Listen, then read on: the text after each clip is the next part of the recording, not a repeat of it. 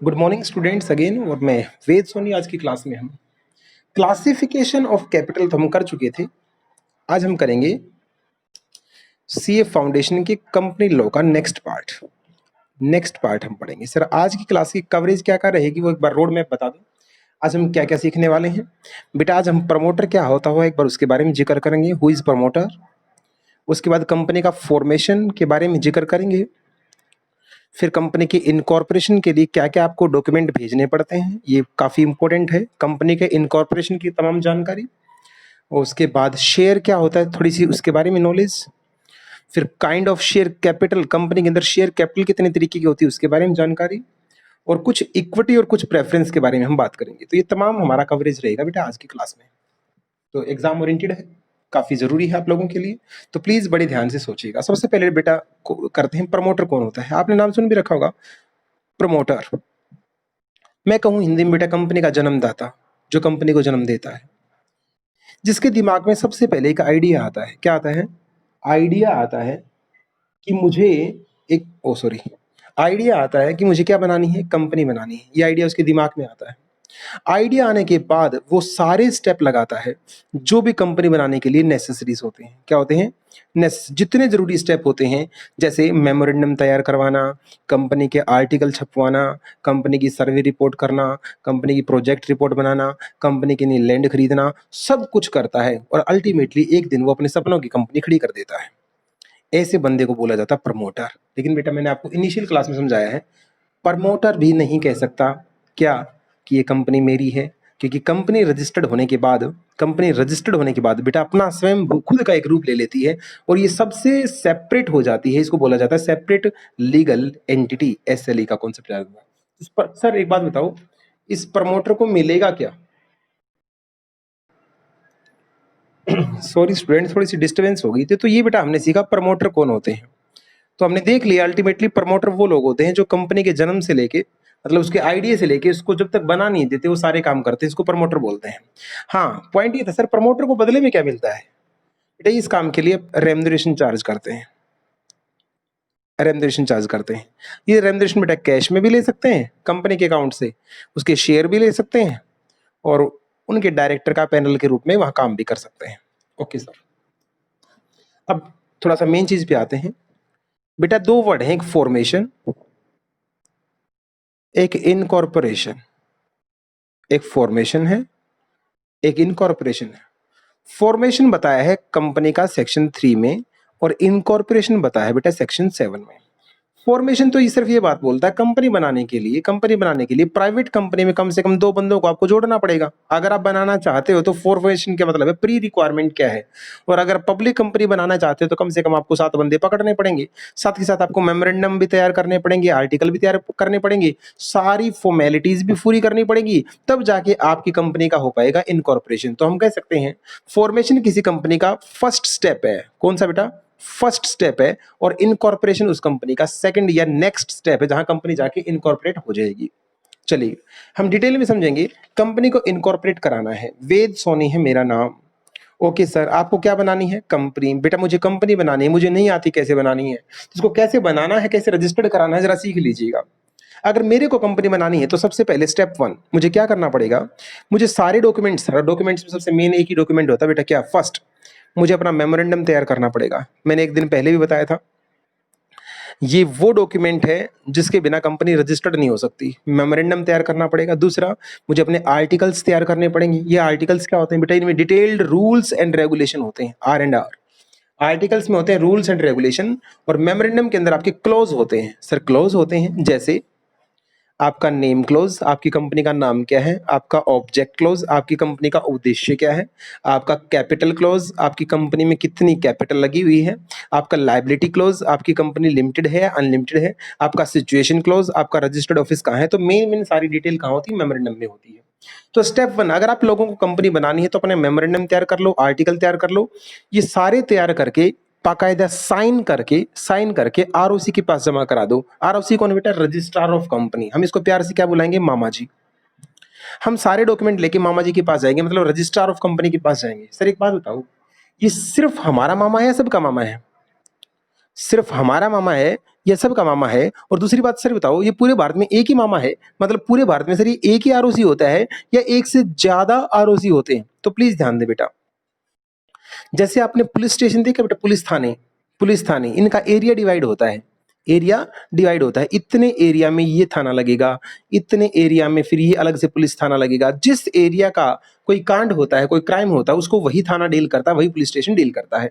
Same बेटा हमारा क्या होता है, इनका आरओसी का, रजिस्ट्रार ऑफ कंपनी का भी दायरा होता है, एरिया होता है। ये कई बार डिस्ट्रिक्ट वाइज भी हो सकता है और कई बार बेटा स्टेट वाइज भी हो सकता है, कैसे भी हो सकता है, वो डिपेंड करता है एमसीए की गाइडलाइंस क्या है। तो हो सकता है इतने एरिया के लिए एक आरओसी। तो यहाँ जितने भी कंपनी बनेंगी, यहाँ जितने भी कंपनी होंगी, इन सबको डील करेगा कौन करेगा? ये आरओसी डील करेगा। तो ये एक कंपनी है, ए कंपनी, ये कंपनी बी कंपनी, इसका भी यही मामा और मेरा भी यही मामा है। जब दूसरा दायरा आ जाएगा तो उसको दूसरा आरओसी डील करेगा। तो यहाँ से 2 पॉइंट क्लियर हो गए क्या? जिसको हम मामा बोल रहे हैं वो सिर्फ हमारा मामा नहीं, बाकी कंपनी का भी मामा है। और पूरे भारत के अंदर एक से ज्यादा आरओसी होते हैं, एक ही आरओसी नहीं होता। Okay sir. सर इनका क्या क्या पढ़ा रहे हो आप? बेटा मैं ये पढ़ा रहा हूँ कि आपको मेमोरेंडम और आर्टिकल तैयार करके साइन करके कहाँ लेके जाने हैं? मामा जी के पास, रजिस्ट्रार के पास। कि लो मामा जी हमें क्या कर दो, रजिस्टर्ड कर दो। पर मामा ऐसे खुश नहीं हुआ, क्या बोलेगा? सिर्फ मेमोरेंडम लाए हो, जाओ स्टेटमेंट लेके आओ। अब आपको बेटा एक स्टेटमेंट ऑफ डिक्लेरेशन देनी पड़ेगी। सर डिक्लेरेशन, एक डिक्लेरेशन आपको जमा करानी पड़ेगी। ये डिक्लेरेशन किस चीज की? इसको बेटा आप तैयार नहीं कर सकते, कोई एडवोकेट या कोई सीए या कोई सीएमए ये साइन करके देंगे और क्या बोलेंगे? इन्होंने कंपनीज एक्ट 2013 की सारी जो terms and conditions and rules हैं उनको कंप्लाई किया है, ऐसा हम लिख के देते हैं। तो एक डिक्लेरेशन इस चीज की कि इन्होंने सारे रूल्स कंप्लाई किए हैं। एक और डिक्लेरेशन जाएगी। सर एक डिक्लेरेशन तो जा चुकी, हाँ बेटे एक और डिक्लेरेशन जाएगी। सर ये किस चीज की जाएगी? ये इस बात की जाएगी कि हम जितने भी इस मेमोरेंडम को, बेटा हम जितने भी इस कंपनी के मेंबर बने हैं, जिन्होंने भी मेमोरेंडम पे साइन किया है, सब्सक्राइब किया है, बेटा जो मेमोरेंडम पे साइन करता है ना, जो मेमोरेंडम पे साइन करता है उसके लिए एक वर्ड होता है सब्सक्राइबर। जो मेमोरेंडम पे साइन करता है उसको सब्सक्राइबर बोला जाता है कंपनी लॉ के अंदर। तो जितने भी सब्सक्राइबर हैं, मेंबर हैं, और जितने भी फर्स्ट डायरेक्टर हैं, जो कंपनी के पहले डायरेक्टर चुने हुए हैं, इनके बारे में एक डिक्लेरेशन जाएगी। क्या? हम साफ सुथरी छवि के आदमी हैं, हम बहुत साफ सुथरे बंदे हैं, हम गंदे बच्चे नहीं हैं। मतलब ना तो आज तक हम कहीं कन्विक्ट हैं, नॉट कन्विक्टेड, हम किसी ऑफेंस में नहीं पकड़े गए हैं, ना हम कहीं गिल्टी ठहराए गए हैं, गिल्टी ऑफ माइंड हैं। हम बिल्कुल सच्चे दिल के आदमी हैं। और हमने जो भी ऊपर रिपोर्ट दी है, जो भी आपको कंटेंट बताए हैं, जो भी आपको डिक्लेरेशन दी है, वो कसम खा के कहते हैं वो सब ट्रू एंड फेयर है, वो सब ट्रू एंड फेयर है। अब तक 3 चीजें जा चुकी हैं मामा जी के पास। अगर आप अच्छे तरीके से पढ़ रहे हो तो फर्स्ट, हमने मेमोरेंडम और आर्टिकल जमा कराई। सेकंड, सर एक डिक्लेरेशन गई। ये डिक्लेरेशन किसकी थी? जिसमें किसी सीए या किसी सीएमए ने या किसी एडवोकेट ने ये वेरीफाई किया था कि इन्होंने सारे कंपनीज एक्ट के रूल कंप्लाई किए हैं। तो रूल कंप्लाई करने के लिए अलग डिक्लेरेशन है। तीसरा, एक और डिक्लेरेशन जाएगी किसकी? जिसके अंदर हम जितने भी सब्सक्राइबर हैं और जितने भी डायरेक्टर हैं उनके बारे में बताएंगे, उनकी छवि कैसी है, वो कन्विक्टेड नहीं है, वो गिल्टी नहीं है, और जितने भी उन्होंने ऊपर जो बातें बताई हैं वो ट्रू एंड फेयर हैं। Okay sir. तो 3 चीज जा चुकी सर, और क्या जाएगा? अब जाएंगे बेटा पर्टिकुलर। पर्टिकुलर, एक बार पर्टिकुलर जाएंगे बेटा सब्सक्राइबर के बारे में। जितने भी कंपनी के, सॉरी मेमोरेंडम पे जिन्होंने साइन किया है, उन सब्सक्राइबर के पर्टिकुलर, जैसे उनका नाम, उनका सरनेम, उनकी नेशनैलिटी, वो कहाँ रहते हैं, उनका एड्रेस, इस टाइप की सारी बातें उसके अंदर जाएंगी। फिर एक और पर्टिकुलर आपको बताने पड़ेंगे। ये पर्टिकुलर किसके बारे में बताने पड़ेंगे? ये सब्सक्राइबर के पर्टिकुलर थे। अब की बार बेटा आपको डायरेक्टर के पर्टिकुलर बताने पड़ेंगे। आपकी कंपनी के फर्स्ट डायरेक्टर कौन है, उनका नेम, फिर उनका सरनेम, उनकी नेशनैलिटी, उनका रेजिडेंशियल एड्रेस, उनका कोरस्पोंडेंस एड्रेस। और डायरेक्टर बनने के लिए बेटा एक नंबर चाहिए होता है, जिसको डिन नंबर बोलते हैं। डिन, ये आपने सुन रखा हो, तो इसको बोलते हैं director identification number. Director identification number. Sir ये सबका एक होता है क्या? नहीं बेटे, यूनिक नंबर होता है। ये क्या होता है? यूनिक नंबर होता है। जैसे आपने सुना होगा, शायद पढ़ा भी होगा, कंपनी रजिस्टर्ड होने के बाद कंपनी को सिन नंबर मिलता है। सिन नंबर, कॉर्पोरेट आइडेंटिटी नंबर या कंपनी आइडेंटिफिकेशन नंबर। तो सही है कॉर्पोरेट आइडेंटिटी नंबर। ये नंबर भी क्या होता है बेटा? यूनिक होता है। जैसे आपको एनआरओ नंबर मिला है इंस्टीट्यूट आईसीआई से, जैसे आपकी जीमेल होती है, जैसे आपका पैन कार्ड होता है, ये सारी चीज बेटा यूनिक होती हैं जो किसी से मैच नहीं करती। तो अल्टीमेटली आपने सारी चीजें बता दी, एड्रेस भी बता दिया। सर एक बार फिर से रिवाइज कराओ। सेक्शन 7 के अंदर इनकॉर्पोरेशन के लिए हमें मामा जी के पास क्या क्या लेके जाना पड़ेगा, बड़े फास्ट बताना बेटा। First memorandum and article, okay sir. Second एक डिक्लेरेशन, किस चीज की, रूल आपने कंप्लाई कर रखे हैं। तीसरी चीज फिर से डिक्लेरेशन, किस चीज की, ये डिक्लेरेशन सब्सक्राइबर और फर्स्ट डायरेक्टर के लिए होती है कि हम साफ सुथरी छवि के आदमी, ना तो हम कन्विक्टेड हैं ना हम गिल्टी हैं, और हम ट्रू एंड फेयर बोलते हैं, ओके। फिर जाएंगे पर्टिकुलर, एक पर्टिकुलर, फिर से पर्टिकुलर, एक पर्टिकुलर जाएंगे सब्सक्राइबर के बारे में, नेम सर नेम, और फिर दूसरे पर्टिकुलर जाएंगे डायरेक्टर के बारे में। डायरेक्टर में जो भी पर्टिकुलर जाएंगे उनसे एक एक्स्ट्रा जाएगा, क्या, डिन नंबर, क्योंकि सब्सक्राइबर का डिन नंबर नहीं होता, डायरेक्टर तभी बन सकता है जब उसका डिन होता है। डिन मतलब डायरेक्टर आइडेंटिफिकेशन नंबर। और कंपनी से का जो कोर्सपोंड एड्रेस है वो भी मामा जी को बताते हैं कि आपको जो भी बात करनी होगी मैं इस एड्रेस पे हमसे बात कर लेना। Okay sir, okay sir. सारी चीजें जमा करवा दी बेटा, हमने तो जमा करवा दी। अब मामला किसके हाथ में है, अब गेंद है आरओसी के हाथ में। मामा जी सारे डॉक्यूमेंट को चेक करेगा, मामा जी सारे डॉक्यूमेंट को चेक करेगा, और मामा जी को अगर सब कुछ सही पाया तो उसको कोई दुश्मनी थोड़ी ना है। वो हमें क्या देगा, वो हमें दो चीज देगा। एक तो हमें देगा सिन नंबर, सिन नंबर कॉर्पोरेट आइडेंटिटी नंबर, किसके साथ देगा, एक हमें देगा certificate of registration, certificate of registration. बधाई हो बेटा, आपकी कंपनी क्या हो गई, रजिस्टर्ड हो गई। सर एक बात बताओ, सर एक बात बताओ, ये जो सर हमने मेमोरेंडम जमा करवाए, कॉपी जमा करवाई, आर्टिकल्स जमा करवाई, अब हम रजिस्टर्ड हो गए। अब इन मेमोरेंडम आर्टिकल्स और डॉक्यूमेंट, जो भी डॉक्यूमेंट्स हैं, डिक्लेरेशन है, सर इनको फाड़ के फेंक दें अब? जी नहीं बेटा, जब तक सूरज चांद रहेगा, जब तक सूरज चांद रहेगा, ये डॉक्यूमेंट्स आपको अपने पास संभाल के रिटेन करने होंगे, रिटेन करने होंगे कंपनी की लाइफ टाइम तक। Okay sir. सर एक बात बताओ, आपने कहा ये सारी चीजें सही बताई, सही बताई, कुछ लोग ऐसे भी तो होते होंगे जस्ट जो गलत इंफॉर्मेशन बता के रजिस्टर्ड हो जाते होंगे, गलत इंफॉर्मेशन देके, गलत मटेरियल फैक्ट्स बता के, और चोरी छुपे क्या हो जाते हैं बेटा, रजिस्ट्रार मामा जी को पता भी नहीं लगा, उनकी आंखों में धूल झोल के जो आज क्या हो गए, रजिस्टर्ड हो गए।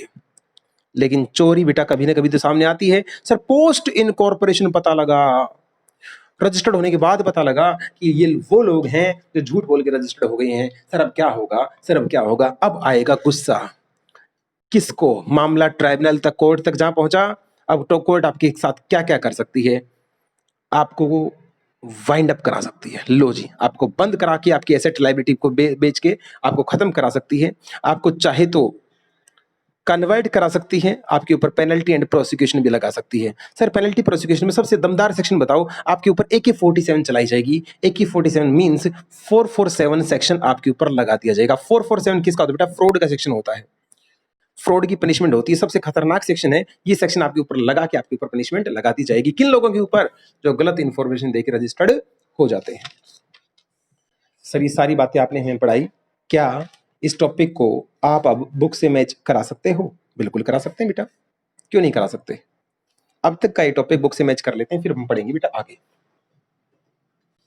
क्योंकि बच्चों को ये होता सर पता नहीं कहाँ से पढ़ा रहे हैं। तो एक बार फटाफट देख लीजिएगा, पेज नंबर 5.18 से हमने स्टार्ट किया है, मोड ऑफ रजिस्ट्रेशन से, और इनकॉर्पोरेशन का तरीका क्या होता है। ये नहीं पढ़ना, सीधा यहाँ से पढ़ना इन सिंपल वर्ड्स।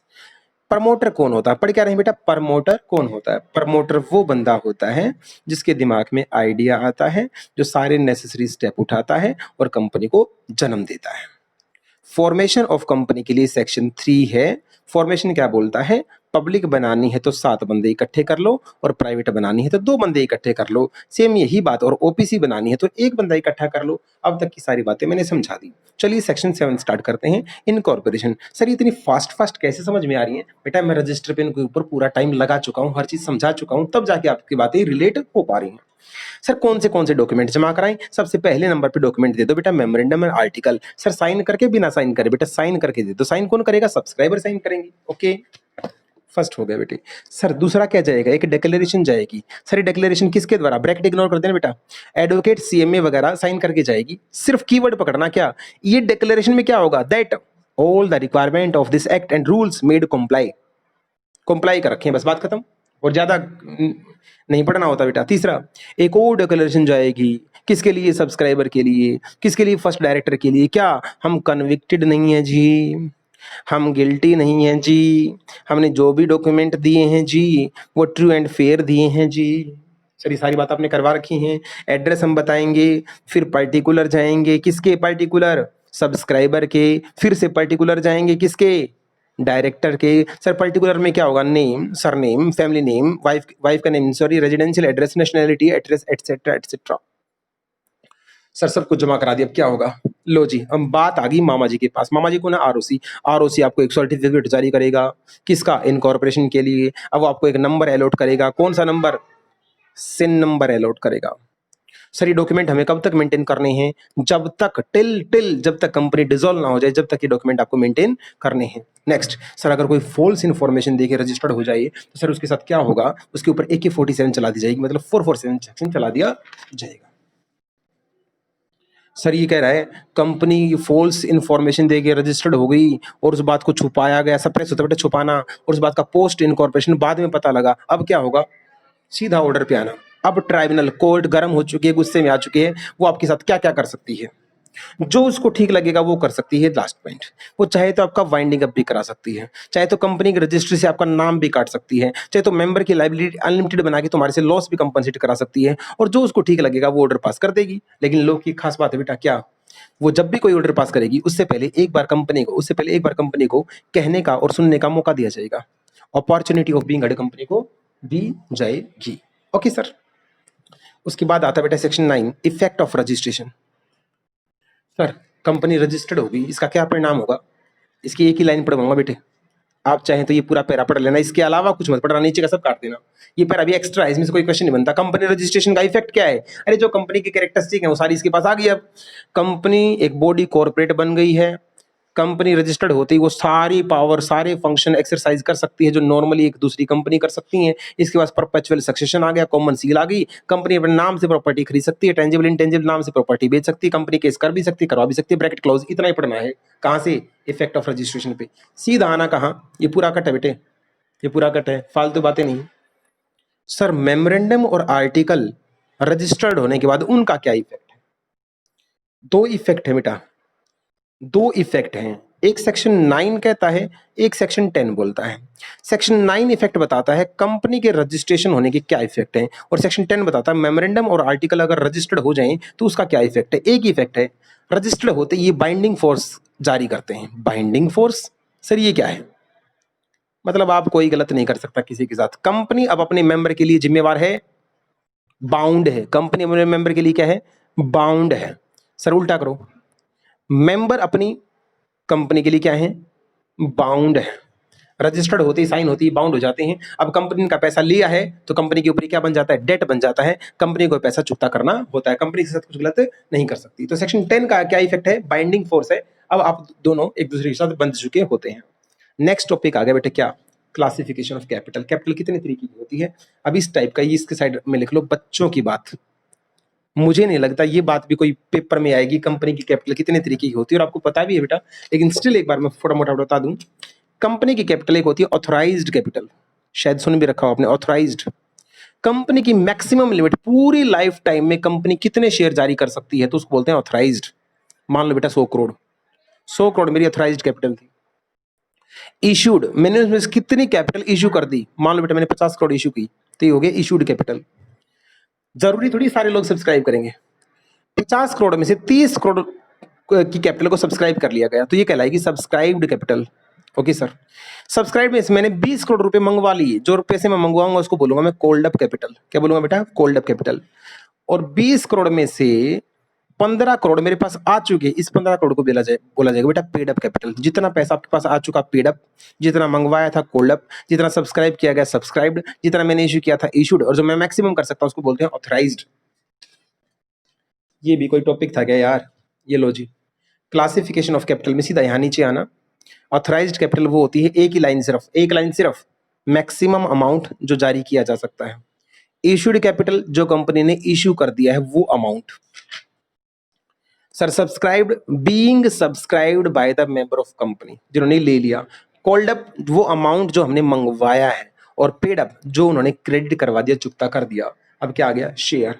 हम इस वीडियो के अंदर सिर्फ शेयर की जानकारी और लेते हैं, शेयर क्या है, और उसके बाद फिर इस वीडियो को एंड करेंगे। मैं इन चीजों को सभी को कॉपी पे समझाना चाहूंगा। थोड़ा सा टाइम आपको और, मतलब मेरे को 7 से 8 मिनट और दे दो बेटा, और उसके बाद हम कंपनी की इस वीडियो को क्या करेंगे? एंड करेंगे। सर शेयर क्या होता है? ये कंपनी है, कंपनी के पास जो पैसा जमा हो गया उसको बोलते हैं शेयर कैपिटल। शेयर कैपिटल, ये बहुत सारे लोगों ने पैसा जमा करवाया है, ये जहां जाके क्या बन गया कैपिटल। इस कैपिटल में इन सब का थोड़ा थोड़ा हिस्सा है। इस कैपिटल में इनका क्या है हिस्सा, हिस्से को क्या बोलते हैं शेयर।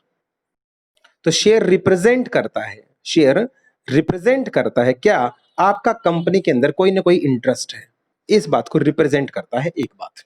दूसरा, शेयर स्मॉलेस्ट यूनिट है, ये पॉइंट याद रखना बेटा, share smallest unit of the capital, capital की सबसे छोटी यूनिट को क्या बोलते हैं शेयर बोला जाता है। दूसरी बात, तीसरी बात, शेयर्स मूवेबल होते हैं, शेयर्स क्या होते हैं मूवेबल होते हैं और ट्रांसफेरेबल होते हैं, इनको आप ट्रांसफर भी कर सकते हैं, आज मेरे पास है तो मैं इनको बेच भी सकता हूं। फोर्थ, शेयर दो टाइप के हो सकते हैं, एक फिजिकल शेयर और दूसरे डीमैट शेयर। बेटा आजकल तो फिजिकल का कॉन्सेप्ट खत्म हो गया, ये फिजिकल शेयर से एक पूरे नोट की फॉर्म में होते थे, यहाँ पे कितने का शेयर है, किसने लिया है, किसने कब जारी किया, साइन होते थे, बाकायदा आप इसको संभाल के रखते थे। एक फिजिकल सर्टिफिकेट होता था, शेयर सर्टिफिकेट, और सीरियल नंबर होता था 101, 102, 103 ऐसे। आजकल डीमैट फॉर्म में एक डीमैट अकाउंट खुलता है, उस अकाउंट में आपके पास कितने शेयर्स हैं वो देखे जाते हैं। अब आप शेयर्स को फिजिकली छू नहीं सकते, इनको डीमैट शेयर बोला जाता है। तो ये शेयर्स के बारे में छोटी सी एक अंडरस्टैंडिंग थी। मेन टॉपिक क्या है सर, जो आपने शेयर कैपिटल बताई थी वो दो टाइप की हो सकती है। मैंने कहा कैसे, या तो वो सर वो इक्विटी शेयर कैपिटल है, बहुत बच्चों का टॉपिक चल रहा है बेटे, हाँ जी सर, या फिर भाई वो प्रेफरेंस शेयर कैपिटल है, preference. Equity share capital, preference share capital, आपकी मैडम ने +1 +2 में या सर ने आपको इतना ही पढ़ाया है, वहां पे इक्विटी के शायद दो पार्ट ना किए हूं। अब मैं इक्विटी शेयर कैपिटल भी दो टाइप की होती है उसके पार्ट करूंगा, एक होती है ईवीआर और एक होती है डीवीआर। इक्विटी शेयर कैपिटल के भी कितने टाइप बेटा दो, एक ईवीआर और एक डीवीआर। ईवीआर की फुल फॉर्म होती है इक्विटी वोटिंग राइट, एक ऐसी शेयर कैपिटल जिससे कि सबके सेम राइट होंगे, इक्विटी वोटिंग राइट, सबके एक जैसे राइट। डीवीआर अलग अलग right, differential voting right, differential voting right. Oh my God, आज तक तुमने सिर्फ ऐसे सुने बेटा, सभी इक्विटी शेयर्स पे एक जैसा राइट होता है वोटिंग राइट, लेकिन ये भी कॉन्सेप्ट अब इंडिया में आ चुका है DVR, differential voting right. Sir ये है क्या वैसे, नॉर्मली इक्विटी वर्ड का ही मतलब है क्या सभी को समान राइट मिलेंगे, जो भी मिलेगा सबको इक्वल मिलेगा, समान मिलेगा, ओके सर। लेकिन डिफरेंशियल का मतलब है, जैसे सबसे पहले बेटा रतन टाटा ने, टाटा कंपनी ने इनको इंडिया में जारी किया था, सबसे पहले डीवीआर वही लेके आए थे। उन्होंने क्या बोला था, जैसे ये एक ग्रुप है शेयर होल्डर और ये भी शेयर होल्डर है, इन शेयर होल्डर, ध्यान सुनो बेटा, शेयर होल्डर बोला अगर आप फुल वोटिंग चाहते हैं, फुल वोटिंग हर रेजोल्यूशन में वोटिंग करना चाहते हैं, या आप थोड़ी सी कम वोटिंग करना चाहते हैं, जैसे आपको बाकियों से 30% कम वोटिंग करना दिया जाएगा, जो भी कम वोटिंग करेगा, जो अपने वोटिंग के राइट को छोड़ना चाहता है, उसको 5% पैसा डिविडेंड ज्यादा दे दिया जाएगा। लो जी, लालच फेंक दिया गया। नॉर्मली बेटा इक्विटी शेयर होल्डर के पास एक राइट होता है, कंपनी के अंदर जो भी डिसीजन होंगे, कंपनी के अंदर जो भी रेजोल्यूशन पास होंगे, इन सभी में इक्विटी शेयर होल्डर के पास वोट डालने का राइट होता है, तो ये सभी में वोट डाल सकते हैं, ये उसको बोलते हैं फुल वोटिंग राइट। अगर कोई फुल वोटिंग राइट नहीं चाहता, कम वोटिंग राइट चाहता है और ये अपना राइट छोड़ देता है, तो बदले में इसको पैसे दे दिए जाएंगे, एक्स्ट्रा डिविडेंड एक्स्ट्रा दे दिया जाएगा, इसको डिफरेंशियल वोटिंग राइट बोला जाता है। ऐसा टाटा ने किया था और एक फ्यूचर रिटेल कंपनी ने ऐसा किया था। ठीक है सर, अब ये तो शायद बताने की बेटा मेरे को जरूरत नहीं पड़ेगी कि इक्विटी में तो आपको पता है इनके पास वोटिंग राइट होता है और इनको बदले में डिविडेंड भी मिलता है। कल को कंपनी खत्म हो जाए तो कंपनी में कुछ ना बचे तो ये कुछ नहीं कर सकते, इनको कुछ नहीं मिलेगा, ये नाम नाम के मालिक होते हैं। अब आते हैं प्रेफरेंस को, प्रेफरेंस वर्ड के बेटा, प्रेफरेंस शेयर कैपिटल बना है प्रेफर वर्ड से, और प्रेफरेंस शेयर कैपिटल को इक्विटी की बजाय प्रेफरेंस क्यों बोला गया, ये शायद बात आपने +1 में पढ़ी होगी। इनके पास दो राइट एक्स्ट्रा होते हैं। सबसे पहले जब डिविडेंड बटेगा, जब डिविडेंड बटना स्टार्ट होगा तो बेटा इनको इक्विटी वाले से पहले मिलेगा, तो इनको डिविडेंड जो है, ये लाइन में अगर खड़े होंगे, इक्विटी की लंबी लाइन है, इक्विटी की लंबी लाइन खड़ी है और साइड से प्रेफरेंस वाला आएगा और चुपचाप डिविडेंड लेके जाएगा, क्योंकि इनको डिविडेंड का प्रेफरेंशियल राइट होता है, इनको इक्विटी वाले से पहले दिया जाएगा। Okay sir. दूसरा, एक कंपनी है, कल को कंपनी बंद हो जाती है, कंपनी बंद हो जाती है तो बेटा लायबिलिटी चुकता की जाती है, पैसा बांटा जाता है, तो पैसा लेने के लाइट में इक्विटी के लोग भी खड़े हैं और प्रेफरेंस के लोग भी खड़े हैं। आप बताओ पहले पैसा किसको मिलेगा, बेटा इक्विटी वालों को सबसे लास्ट में पैसा मिलता है। तो जब रीपेमेंट ऑफ कैपिटल, इसको क्या बोलेंगे हम, एक रीपेमेंट ऑफ डिविडेंड और रीपेमेंट ऑफ कैपिटल, कैपिटल भी जब बांटी जाएगी तो लास्ट में इक्विटी को मिलेगी, उससे पहले किसको मिलेगी, प्रेफरेंस को। तो प्रेफरेंस के पास दो राइट एक्स्ट्रा होते हैं, क्या, डिविडेंड पहले पाने का अधिकार और दूसरा कैपिटल पहले पाने का अधिकार। इसको एक बार मैच कर लेते हैं। ये थोड़ा सा बेटा बच्चों वाला टॉपिक था, तो ज़्यादा इंपॉर्टेंट नहीं था। जैसे मैंने बता दिया था कैपिटल, तो अब शेयर क्या होता है? Share means share in the share capital of company, it include stock. एक तो ये लाइन याद करनी है। दूसरी, शेयर आपका कंपनी के अंदर इंटरेस्ट शो करता है। दूसरी ये लाइन याद करनी है, आगे कुछ नहीं पढ़ना, उतना ही पढ़ना जितना बता रहा हूँ। शेयर्स मूवेबल प्रॉपर्टी होती है, ट्रांसफरेबल भी होते हैं। पुराने जमाने के शेयर तो सीरियल नंबर भी होते थे, लेकिन आजकल डीमेट के होते हैं, नंबर नहीं होते। उसके बाद आ गया kind of share capital. Kind of share capital का चार्ट बना रखा है। Equity, preference. इक्विटी दो वाली, यूनिफॉर्म वोटिंग राइट। बेटा इसको यूनिफॉर्म बोलना था मैंने, यूवीआर, और differential voting right, DVR. Equity voting right with voting right, एक डिफरेंशियल वोटिंग राइट। यहाँ पे डिफरेंस होता है राइट्स में, किसी को डिविडेंड कम देंगे, किसी को ज्यादा देंगे, किसी को वोटिंग राइट कम मिलेगा, किसी को ज्यादा मिलेगा, etcetera etcetera. Example Tata motor ने, जैसे मैंने बताया था, इंट्रोड्यूस किया था क्या, कि अगर कोई अपना वोटिंग राइट कम कर देगा, वोटिंग राइट कम कर देगा, तो उसको बदले में क्या दे दिया जाएगा? 5% डिविडेंड एक्स्ट्रा दे दिया जाएगा, ऐसा इसके अंदर लिख रखा है। Okay sir, preference share capital कौन सी होती है? सर प्रेफरेंस शेयर कैपिटल वो होती है जिसके पास दो राइट होते हैं। सीधे दो राइट पढ़ने, क्या? पेमेंट ऑफ डिविडेंड, डिविडेंड पहले पाने का अधिकार, और दूसरा repayment of capital. In case of winding में कंपनी चली जाती है तो पैसे पहले मिलने का अधिकार हो जाता है। इसको प्रेफरेंस शेयर कैपिटल बोलते हैं। तो बेटा यहाँ तक का हमारा टॉपिक हो चुका है। हम नेक्स्ट वीडियो में स्टार्ट करेंगे मेमोरेंडम और आर्टिकल, वो हमारी लास्ट वीडियो होगी, और उस लास्ट वीडियो पे हमारा कंपनीज एक्ट क्या हो जाएगा बेटा? ओवर हो जाएगा। चलिए मिलते हैं नेक्स्ट वीडियो में। जय हिंद, जय भारत।